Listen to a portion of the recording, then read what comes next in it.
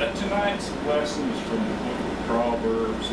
It's not going to be a difficult lesson. In fact, it's going to be a little bit of review on some things, but it's just something to spur our minds about how God's Word can be effectively transmitted to us from both the Old Testament and the New Testament in ways that we can understand that what God really desires of us, and especially when we look at the wisdom literature, whether it be from Job all the way through the Song of Solomon, about the practical things of life and how we carry out this faith, which we talked about this morning, in our daily lives. How do we really put it into practice so that it is beneficial to us, that it helps us to grow and to be more spiritually aware of the things around us, to draw us closer to our God. So this lesson, again, from Proverbs chapter 4, verses 20 through 27, but I'm going to read the first four verses, 20 through 23. And that'll give us a kind of a tone as to what we're looking at this evening. Here, Solomon writes, "My son, be attentive to my words. Incline your ear to my saying. Let them not escape from your sight. Keep them within your heart. For they are life to those who find them, and healing to all their flesh. Keep your heart with all vigilance, for from it flow the springs of life." From the heart, from the desires within us, flow the springs of life. And the springs are basically the sources. The springs start out somewhere in the hills, and the water percolates up, and then it forms into streams, and those little streams become runs, and the runs become creeks, and the creeks become rivers, and the rivers flow to the sea. So it's the sources that we're looking at, the sources of the heart, the things that are within us. We need to maintain those sources, those springs within us, the ones that connect us to God. But you'll notice on the screen it says all physical systems over time accumulate debris. Springs accumulate debris. And you have to clean those springs out now and then, or the water stops flowing. Well, that's true with any physical system. It's just a fact of life. If you worked at the plants, or if you worked around the farms, wherever you are, even in our households, in our automobiles. Yeah, every now and then you got to flush those radiators out. You've got to change the oil, and sometimes you have to get the sludge out of it. You got to change those filters. You've got to be aware of those things because they clog up. All physical systems do that.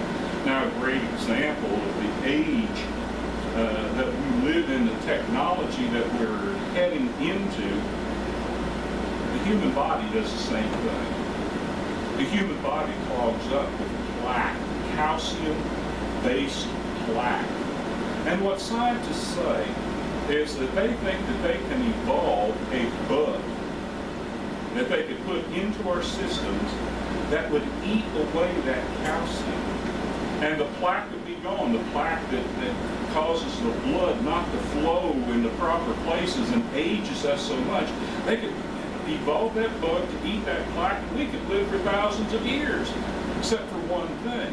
You know, how do you evolve that bug to eat the plaque without eating eat the calcium that causes the plaque without eating all the calcium, because our bodies need a certain amount of calcium to live? Say, it's almost an impossibility there. But think of it, cleaning out those sources of the energy that flows within us is a dream that some people have and say could be a reality at some time. I don't know if it could ever happen. I don't know if God will allow it. Why would we want to live here to be 1,000 years old when, if we live here right for the 410 or 310, whatever God gives us, and then go to live for eternity with God? Why would we want to stay here where there's death and destruction and unpleasantness. So we need to maintain those springs, those sources within us, especially those spiritual sources, because all physical systems accumulate debris. The same thing applies to other non-physical types of systems. Friendships are a system. It's a relationship. And see, that's what these systems are, relationships that we enter into. And, you know, if we've got a friend that we're always running down, eventually that friendship's going to break down. We're going to get tired of it.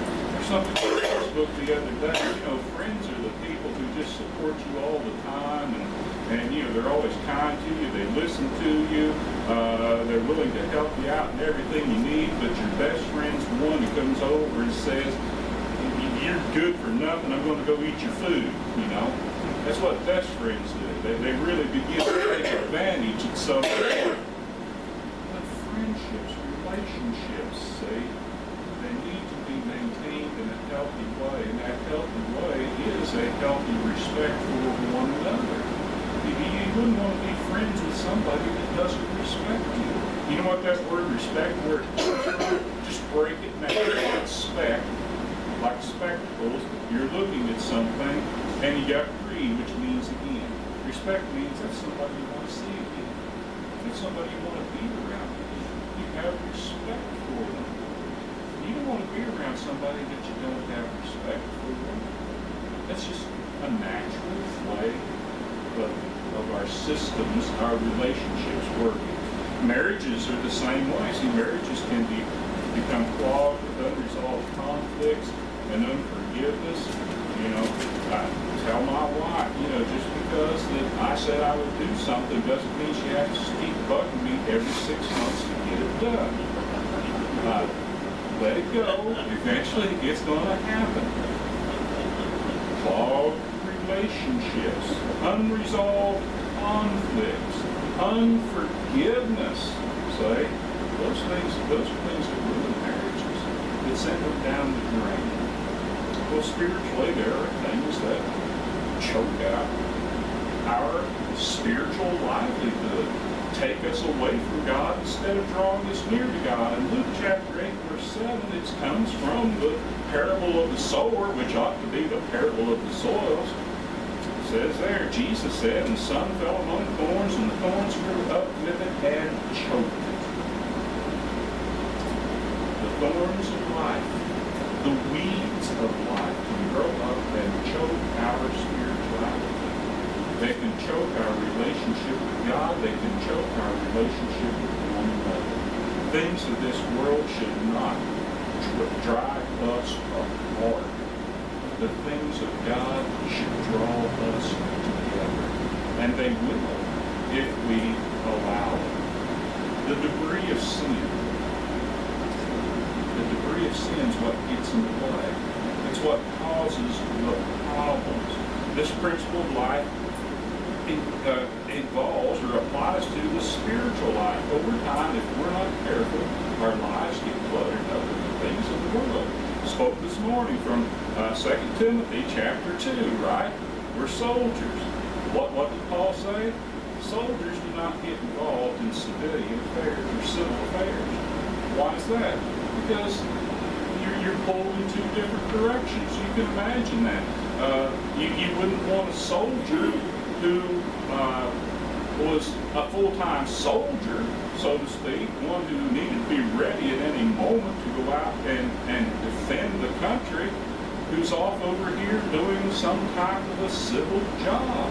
They're not allowed to do that. I know we have Army Reserves and National Guard. That's a little different situation, but that soldier needs to be ready. He needs to be doing his job every day. So you don't get involved with those civil affairs. Our minds, our hearts can become encrusted with ungodly beliefs and attitudes because of that. So we stop trusting in God and we start trusting in something else. We can trust in our wealth, we can trust in our talents, we can trust in our wisdom, our own wisdom, and our knowledge, our education, whatever.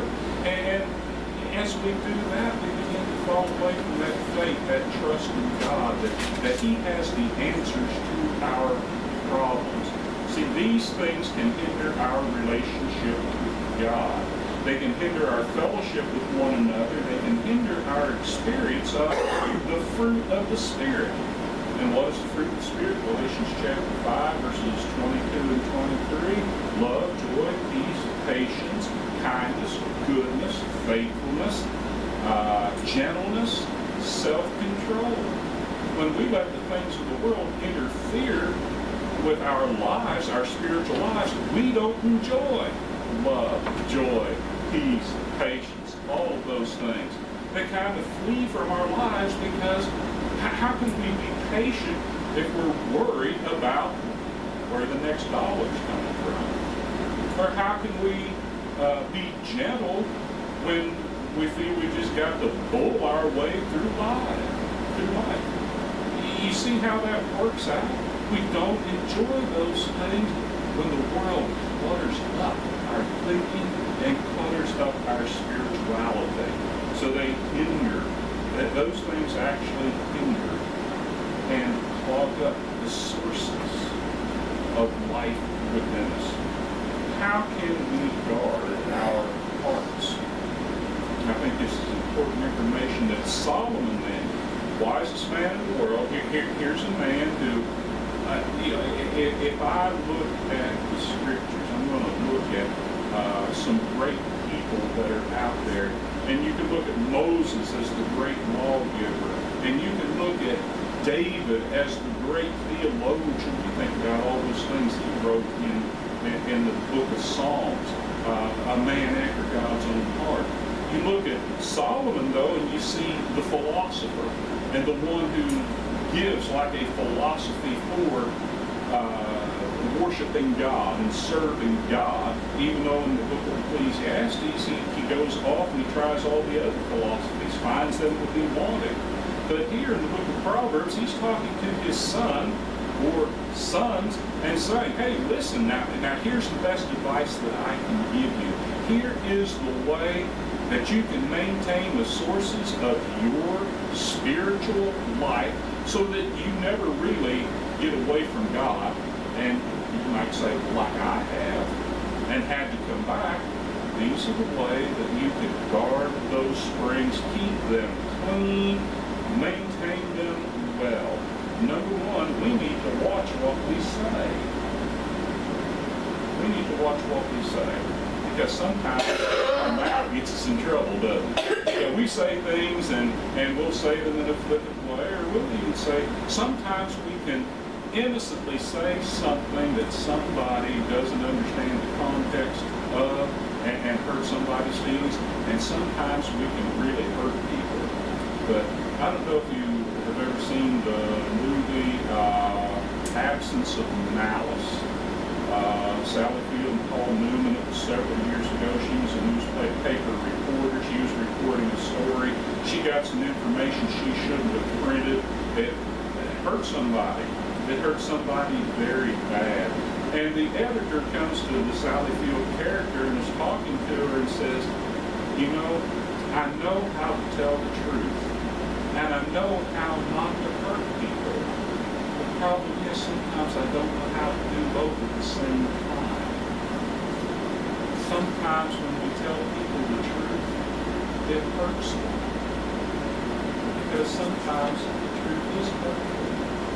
But it's usually truthful or hurtful to somebody who doesn't really understand the truth or would rather not deal with the truth. So the words that we used to have a sign at one congregation I preached at, it was out in the hall where the kids would all see it. It was choose your words, choose to speak sweet words, because someday you may have to eat them. So it's better to eat the sweet words than it is those terrible words that sometimes we use and we shouldn't. So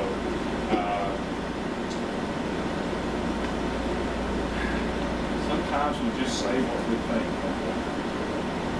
and then we realize we shouldn't even thought it. We should just let that slip by. And a person who says, well, I'm just a man who says what he thinks, that's not a man of God. Because we're supposed to stop and think about what we're saying and look at the damage we can cause by what we say. And if it's on the inside, it's going to come out of our mouths. That's what Jesus has told us. But look what Solomon says. Verse 24, put away from you crooked speech and put devious talk far from you. Devious means distorted, crooked, or false. And you go to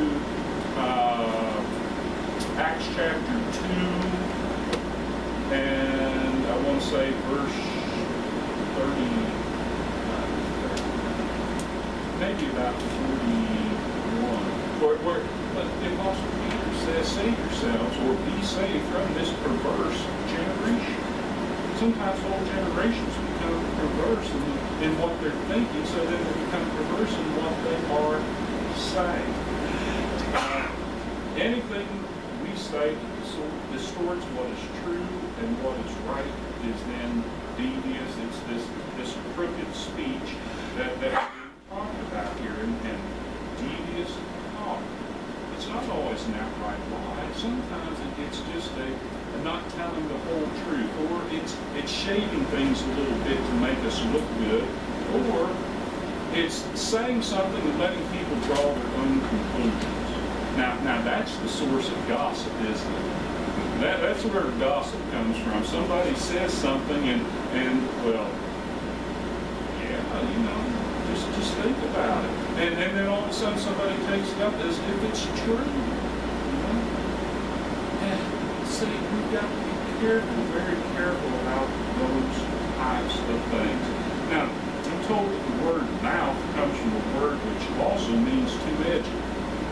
I think it's because we get these corners in our mouths when we're smiling at somebody, and sometimes when we're smiling at people, we're putting on a show here, and the words that come out really don't match the smile that we have.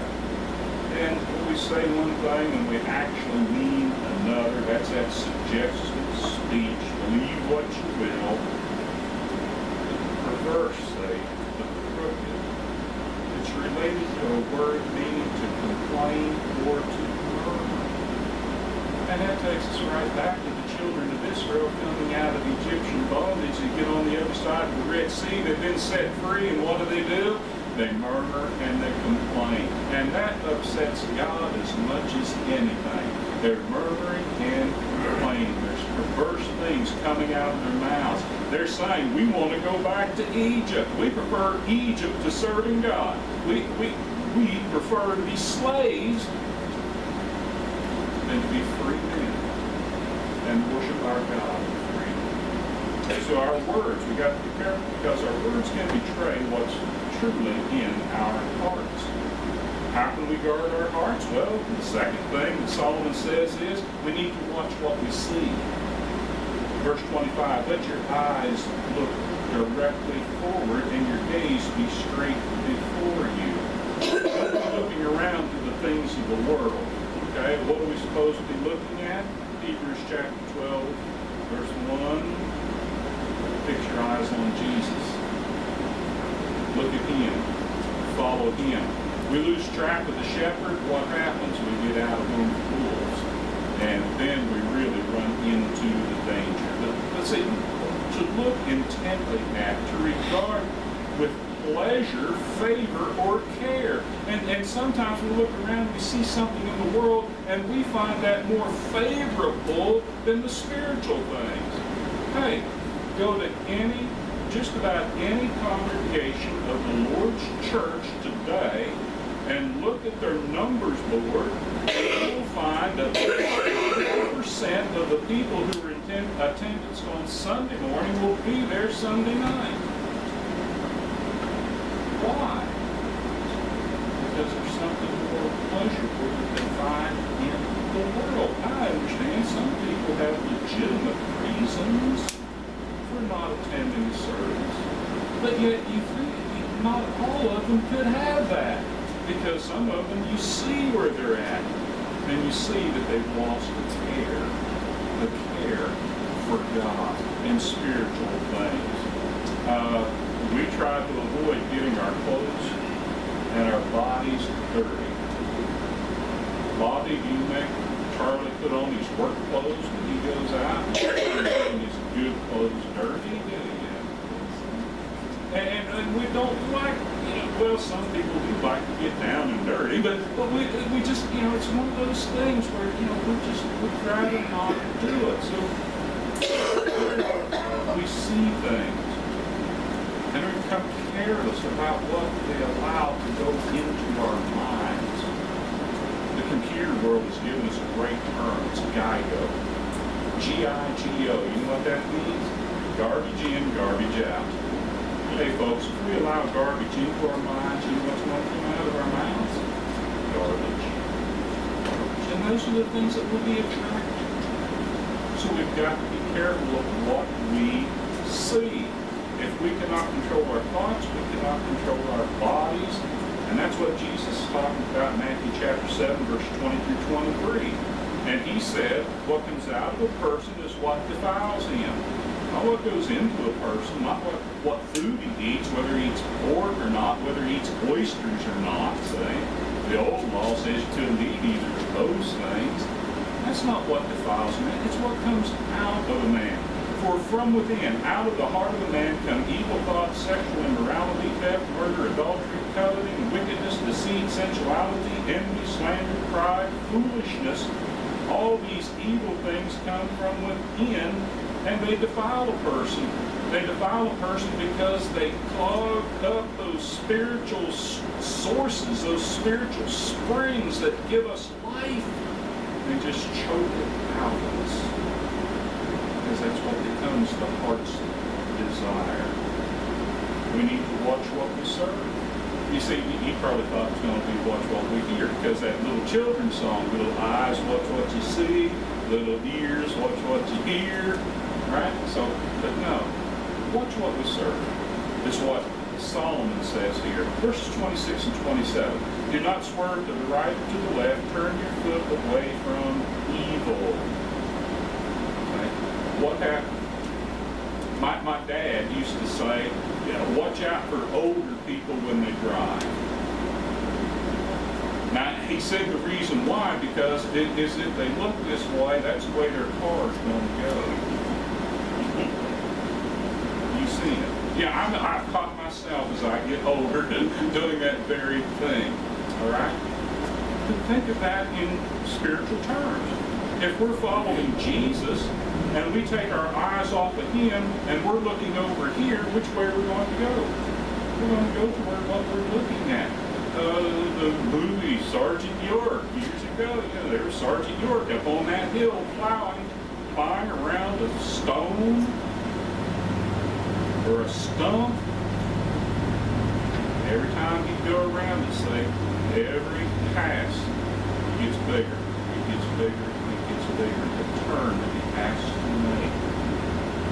Well, Proverbs chapter 4, verse 26 in the New King James Version says, ponder the path of your feet and let all your ways be established.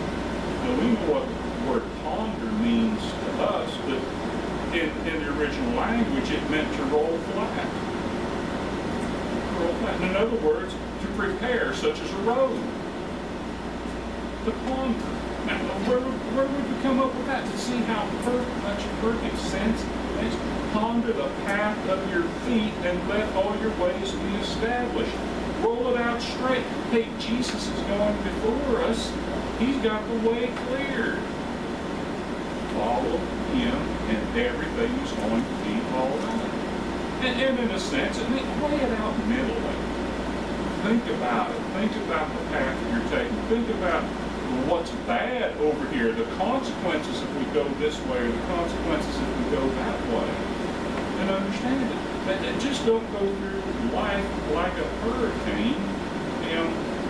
I like that map that somebody come up with on Facebook. Here's what all the models say of the hurricane Joaquin that was developing in the Gulf, and it was all kinds of stuff like this. It looked like spaghetti, and some of it, it's going all over the place. Of course, it was a joke, right? because nobody knows until it really happens. All they can try to guess. But yet, here is a sure way. Don't worry about where the hurricane is headed. Just be ready. Just be ready for it. And then take care of the problem. Now, Matthew chapter 6 and verse 20. Here's where the rubber meets the road for us, right?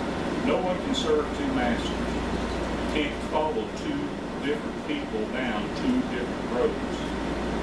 Follow the world.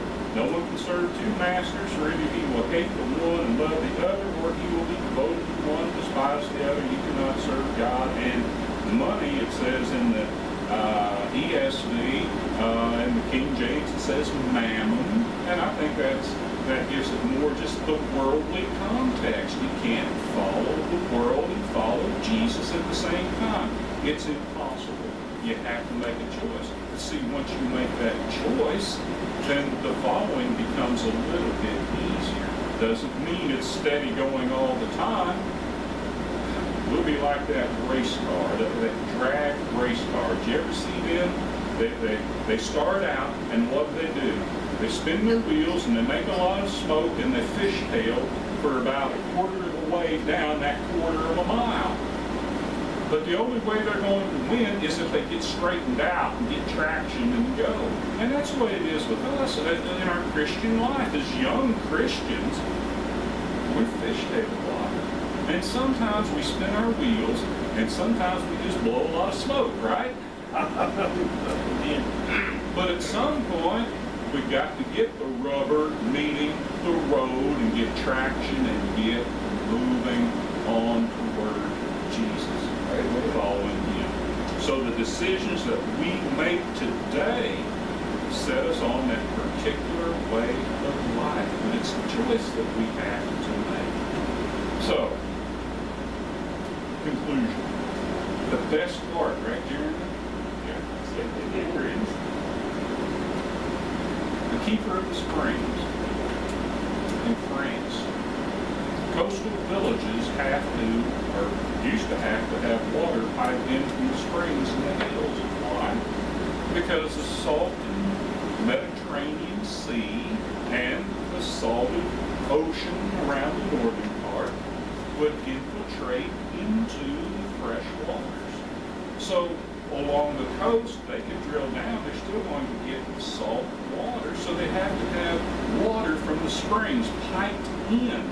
And they would come down in these long pipes, and they come down to a well in the center of town. And there everybody would go out and get their water. The women, think of the Samaritan woman. Go out to the well, there it is. But here they've got a pipe for long ways, and it comes from the springs. And they understood that they had to have somebody up there in the hills by those springs, keeping those springs cleared out, keeping the debris out. Or if they didn't, they'd get clogged up and the water would stop flowing. Well, for many years, there was this practice that they would pay these keepers of the springs to be up there. But eventually they got to the point they were wondering, well, why are we paying this person or these persons to be up there doing this work? We've got water. Why are we doing this? So they fired the keepers of the springs. And it wasn't very long before the springs got clogged up and the water stopped flowing. And then they wondered. They didn't look at the unintended consequence of their actions. And then they wondered, well, how did we get in this condition? Why do we have no water? And what they found out was that they discharged the keeper.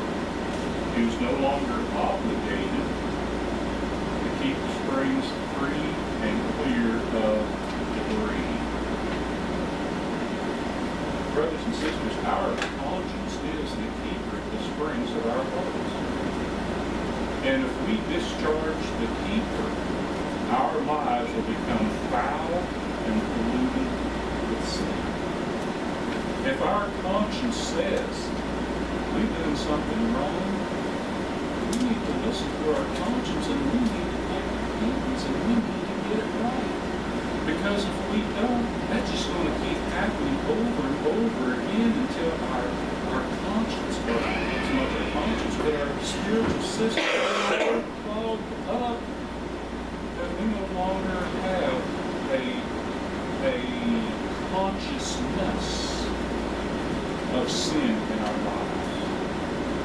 And sin no longer hurts us. The sins that we commit are just, oh well, that's just human. Oh well, God will just have to forgive me. All of those things can apply. The only way to make our lives pure again is to turn to Satan and allow him to reinstall the keeper of the springs, to keep our conscience. Because unless our conscience is clean, it can't do its job to keep those systems clean and to make us aware of what we've done and the guilt and the shame that comes with sin. And that's important. And that's what Jesus was trying to teach us. And this is what Jesus has come to do.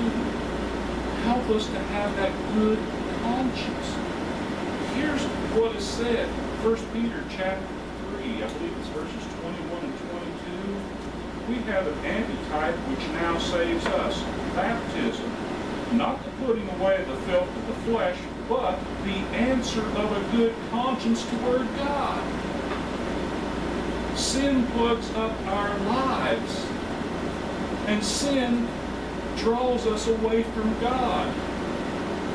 But through faith, repentance, Acts 2, verse 38, baptism for the remission of sins, the clogging is taken away, our conscience is renewed, and we have a good conscience toward God. Wow. That's how we maintain the springs of life, isn't it? We allow Jesus, through his blood, to cleanse us from all sins. And with that good conscience, we start over again. And we keep it renewed. We keep it renewed. We keep it maintained by those things that we talked about. The things that we say, the things that we see, the things that we see. Thank you. Appreciate it so much. If you're here tonight, you have need. We ask that you come. Take a seat here in the front, and we will help you out. If you would, please come right together to stand and sing the invitation song.